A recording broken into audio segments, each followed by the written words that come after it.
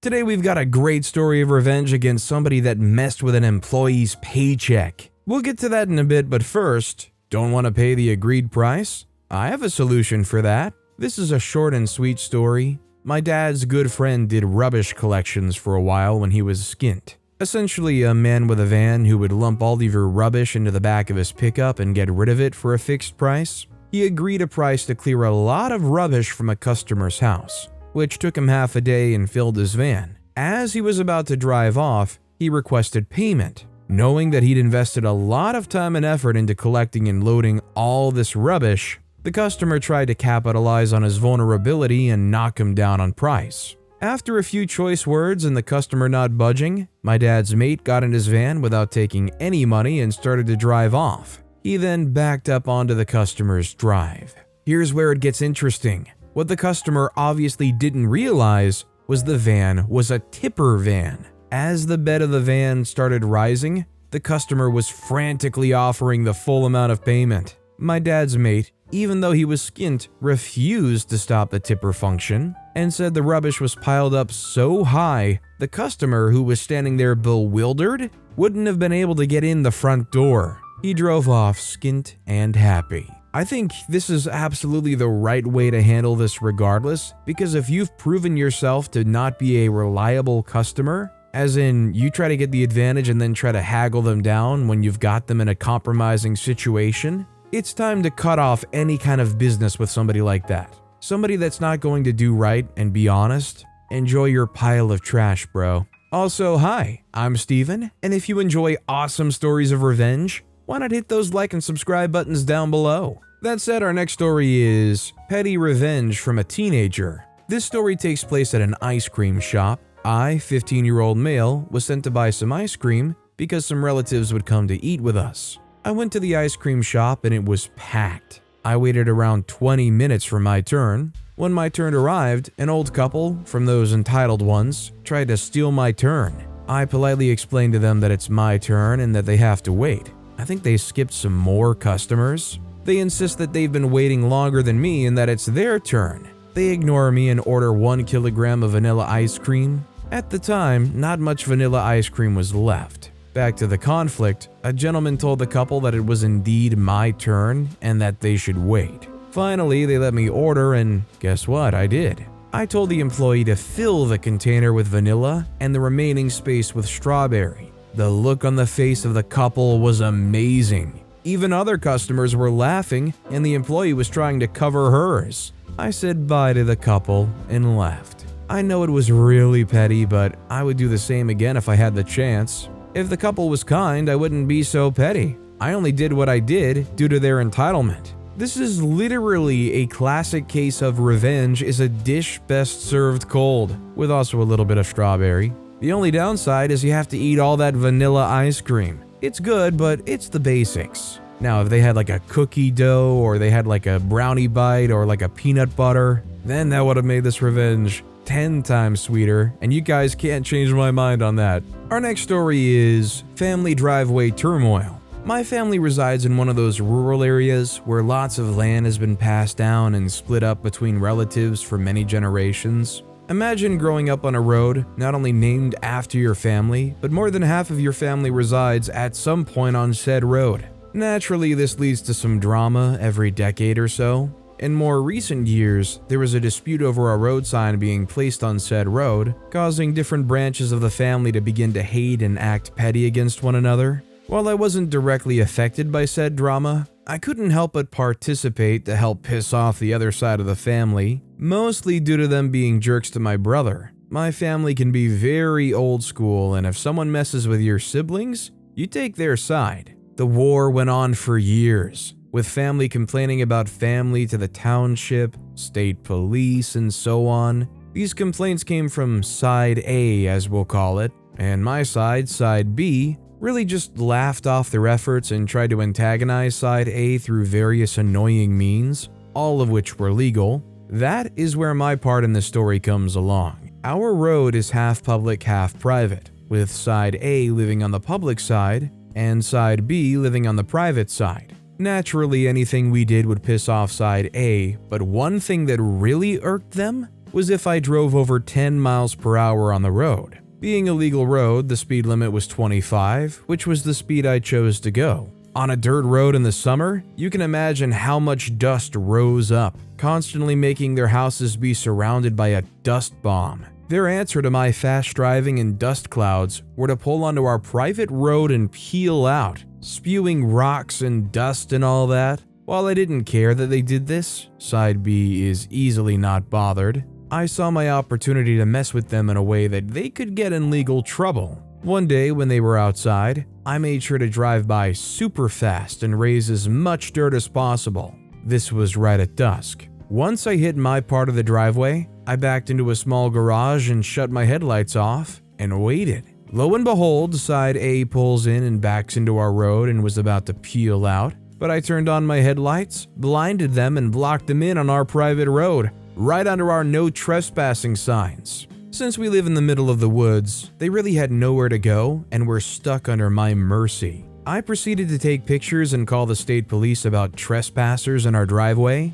That day, they got slapped with warnings to leave Side B alone and not trespass, had everything that happened documented and so on. So essentially, all their complaints were BS. We irked them enough to do something stupid enough to get them in actual trouble. It was grand. Side A called and tried to apologize and settle the feud after that. It was a glorious day for Side B. This to me almost feels like it's going back to some medieval thing where there's two different castles and there's poo slinging going on between the two sides of the families and between their respective castles. Next, Side B is gonna plan the surprise water balloon fight and take it to Side A. This next story is going to deduct $125 from my final paycheck? That'll cost you. Once upon a time, I was a travel agent and accepted a job at a small family-run agency in Austin. Both owners also worked there along with their daughter, and they were not good managers. They were also really cheap jerks.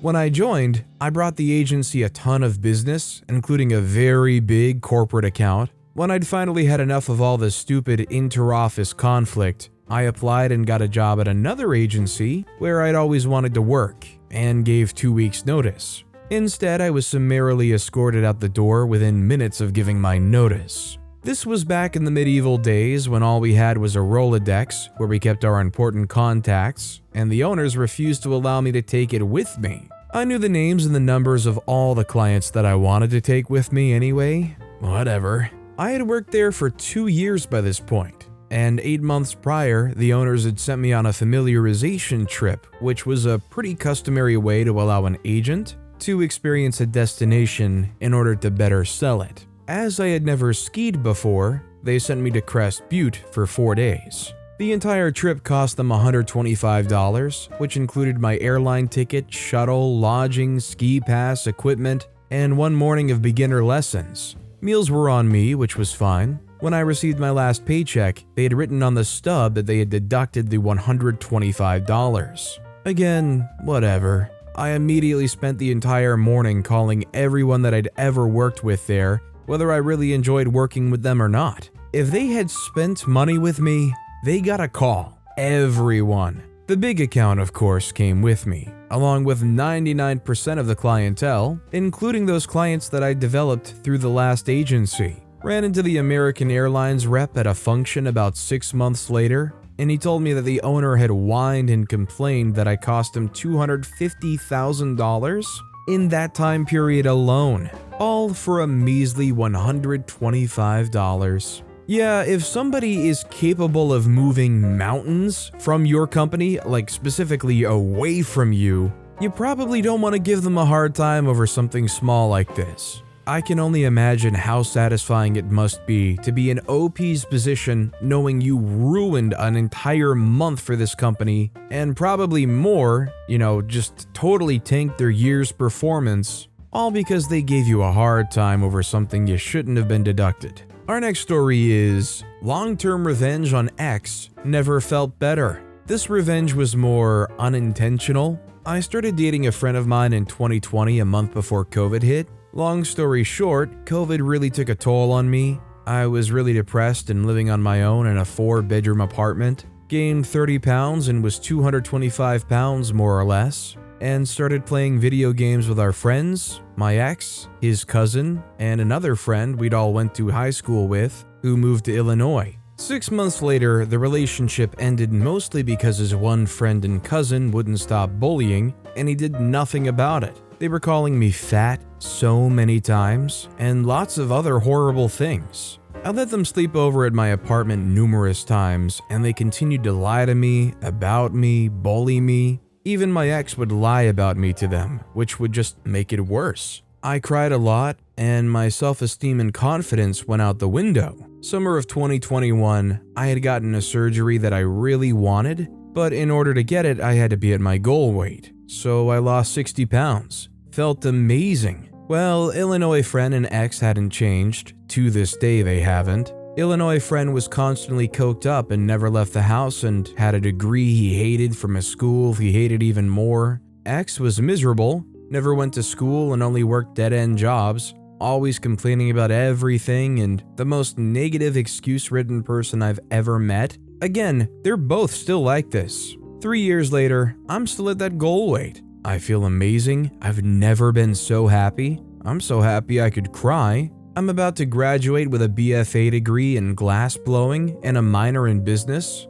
and will go on to pursue another degree, associates, in scientific glasswork, which will take me a year and a half tops to get. I work at the most amazing place in the world in my field. I make money off of commissions and rent studio space I can finally afford with some of the best, most supportive people I've ever met. Long-term revenge is amazing. I love OP coming out here and making sure to share their experience and what worked with them. I mean, although it does kind of jump straight to the end as far as like, I lost weight and just turned everything around, it's nice to see a story from somebody who felt like they were in a bad spot and just turned it all around with hard work. I know there's lots of things in my life that I want to focus on and turn around and be better at, and hearing stories like this is definitely a motivating thing for me. Our next story is, don't question the script reader if your screenplay is full of typos. I read movie scripts for production companies, critiquing screenplays, judging story, breaking down characters, analyzing the writing in general. Niche gig, but it pays my rent and I get to read a lot of cool movies before they're made. But it does skate along the edge of conflict, because some screenwriters are, for a lack of better term, self-important jerks who refuse to believe someone like me can criticize their masterpiece with impunity. So I'm reading the script. Turn of the century period piece, nothing remarkable, but I notice a few spelling errors and I make a note of it in my coverage. I submit it and that's that. A few days later, I get an email from my supervisor. The writer takes issue with my notes. Apparently, the writer submitted the script to an editor beforehand, so actually, there shouldn't be any spelling errors at all. The writer also helpfully explained he's Australian. Therefore, any alleged typos are probably just regional dialect differences. To which I say, oh please, I'm cultured as tits. I know regional language differences and these aren't that. This is dressing with 3 S's. Obvious mistakes like that. I'm sitting at my gate at LAX, and I decide I've got a spare 30 minutes to be righteously petty, so I opened up their script and made a master list of every single typo, page by page, line by line. The supply was ample. I send them an email with the master list. Hope this helps, and board my flight. Never heard from them again. Lesson: don't throw stones from inside your typo-ridden glass house. And whoever your editor is, fire them. I would definitely go straight to that editor and demand my money back. Now, I don't know how much heavy lifting the editor had to do. Maybe the whole book was just so full of typos that even the editor couldn't patch up the leaky holes on that ship. But the fact remains, the editor still failed them. Our next story is, you're not entitled to the fruits of my unpaid labor. Nothing in comparison to the usual on here, but petty nonetheless, and I still smile 2 years after the fact thinking about it. For context, I was a financial advisor in training in my home country, and during the pandemic, my partner was let go and soon got offered a job in the UAE. Within a matter of weeks, I'd secured a role as a trainee financial advisor with a fast track to qualification and full advisor status, and we moved.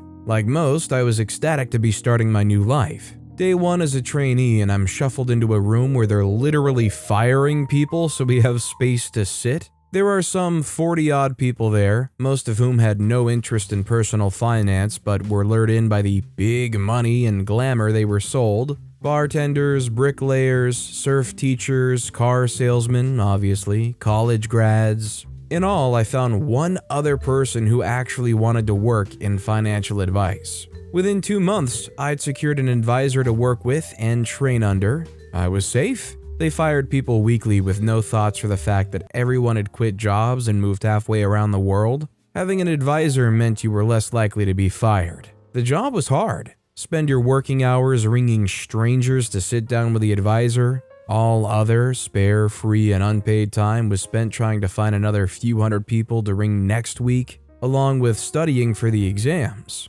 My advisor was what you expect: slicked back hair, personality to make anyone love him, and ruthlessly cutthroat. Did he help you in your job as your manager like he's supposed to? He'll take the bigger cut of commission. Did he speak with you but not deem your money a big enough amount to work with? Yeah, he's not answering your call. Did he threaten your livelihood? No, a wordsmith would never do that. He stole and shortchanged everyone about everything. The man made tens of thousands of British pounds per month and still personally chose his assistant's date of travel to get the cheapest flights. When I finally had to acknowledge that this wasn't it for me, I wanted to help people, not shove them into commission-driving products that don't suit them. Oh, I got guilted, blamed, shamed, the works. I wasn't loyal. You do realize you fire people weekly? I cleared out my desk, wrote my letter of resignation, deleted all my files, and rejigged all my contacts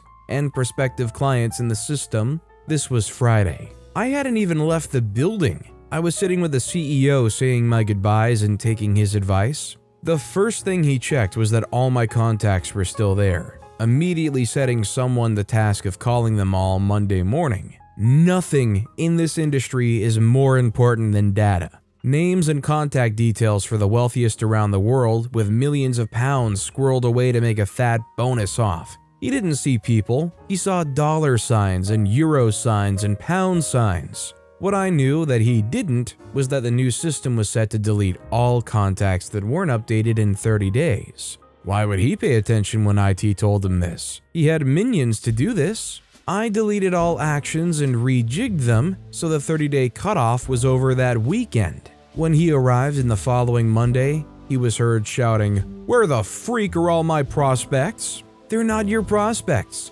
I searched for them in my free time. I paid for the services out of pocket, and I contacted them.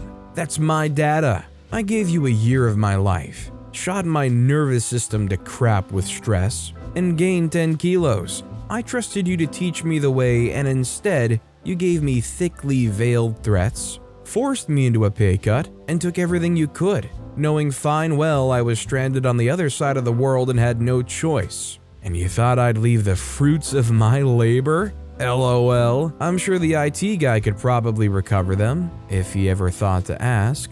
Do boomers know you can do that? But it gives me so much satisfaction to know that this slick freak broke down his cool demeanor in front of the whole office because of me. Honestly, this guy sounds like a classic villain from like a 90s made-for-kids movie. Just unbelievably slicked back hair that's so greasy you could almost see your reflection in it. Driving some incredibly fancy red sports car. For some reason always has the need to pick at their teeth with their pinky, even if they haven't eaten all day. Our next story is, don't steal commissions from your employees. Worked at one of those car lots where they sell you a $2,500 car in 60 or 90 inflated payments with interest so high you end up paying $25,000 for it. Office had the ridiculous selling sales manager business model where your boss competes with you for commission on sales. Thus, the boss's success means your financial deficits and vice versa. She was the boss. No one else above her in our lot. Anyone higher rank was across town at the underwriting offices. She stole every sale she could get away with from me. When I was hired, she said, "Your success is my success." Liar. She hated every single sale I made because, in her head, it should have been her extra commission on her next check. So finally, a lady comes in, and her name is under mine in our system. The only person I ever saw, the powers that be, replaced the car she was buying when it broke down. Must have gotten a lawyer, but my boss has already set her in her office. She lowers her voice to tell her she's so sorry. It's my sale. I'm not that bad, but the lady, of course, thinks this is a terrible thing and demands to stay with her. My boss says, well, if you want me over her, that's a different story, and coaches her on switching Salesperson 101. I'm livid. I come back the next 2 days while deciding I'm quitting because this is the last straw. But the lady is really difficult, and no matter what my boss does, she can't seem to satisfy her. Finally, she spends all day tracking down parts and having the car spruced up for the lady, down to cleaning it herself out there, sweating and whining because the detail guy sucked. Lady comes in at the end of the day, still unhappy, has her grown son with her. Boss is pissed, drops Miss Nice Sales Lady routine, and is outright trying to badger them into this car. I find out it's because there will be no commission on this sale since it's a replacement. Yes, they're being picky because they can be. I've decided to quit, so I leave at closing time, even though we're supposed to stay with the other if their sale runs late. These people had almost decided to get the car. They're standing in front of it talking. I get in my car, and as I'm leaving, I pull beside them and roll down my window and say, don't let her bully you into buying anything you don't want. You don't have to get anything unless you want it, not because she decided for you. The man and woman are like, I know that's right. I said, keep looking until you find the right one. It's her job to show you every single car if that's what you want. And driving away, I see my boss walk out smiling. She thinks it's over. And I sat long enough at the exit to see the smile wiped right off her stupid, greedy face when she realized she'd be there all night. When you're working in an environment like this, there's always going to be some kind of cutthroat competition. When it's basically, whoever gets to sell this car is the one that gets the nice bonus, some people are not going to hesitate to do some cutthroat stuff to put others down to lift themselves up. Our next story is, don't mess with your employee's paycheck. I, 19-year-old male, used to work at a small smoke shop in a rougher part of town. I wanted a part-time job that didn't require me too much physical labor because I was going through some medical problems at the time that made it difficult for me to lift heavy loads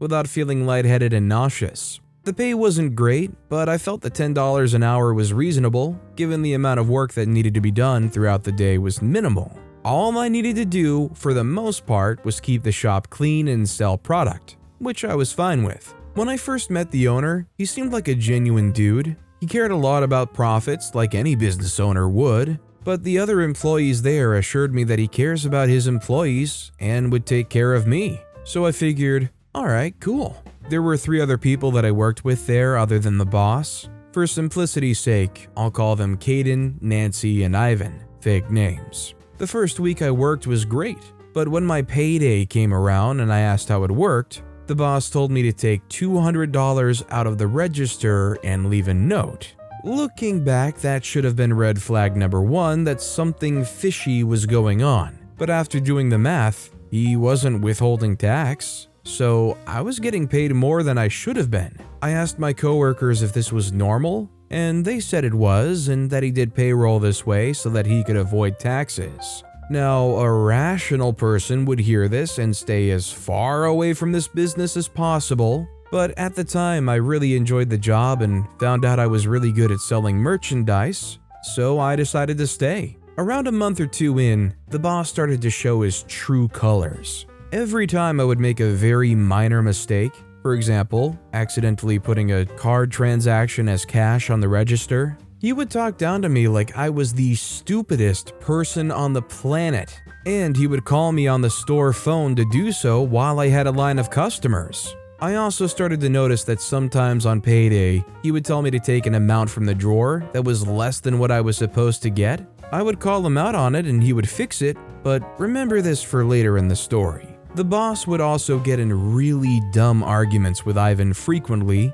and would even make it clear to the rest of us that he didn't like Ivan whatsoever. the boss cut his hours. Ivan has a couple of children to take care of and didn't tolerate this. So Ivan quit on the spot, which with all the stuff he had to put up with, I didn't blame him. But with his absence, I had to pick up some of his hours. Then Nancy was getting ready to move because her wife's in the military and just got out of basic training. So Nancy gave the boss a month's notice before she had to leave, and the boss did not like it. He would take every opportunity he could to lash out at her, and even started making some misogynistic remarks like, Nancy shouldn't be the only one to clean the bathroom because she's a woman, and women make the bathroom dirtier, which she didn't. During this time, the boss told Kaden and I that he didn't want to hire anybody and that he only needs us good employees to keep the store running. But after Nancy left, the schedule only consisted of me and Kaden since the boss was finishing getting his new location up and running.